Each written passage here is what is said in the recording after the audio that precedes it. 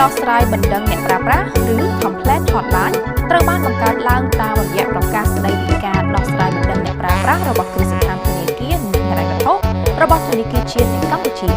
គោលបំណងសំខាន់របស់យន្តការនេះគឺដើម្បីលើកកម្ពស់កិច្ចការពិសិដ្ឋនិងផលប្រយោជន៍របស់អ្នកប្រើប្រាស់ចំពោះអ្នកប្រើប្រាស់សេវាហិរញ្ញវត្ថុផ្លូវការឬអតិថិជនរបស់គ្រឹះស្ថានហិរញ្ញវត្ថុ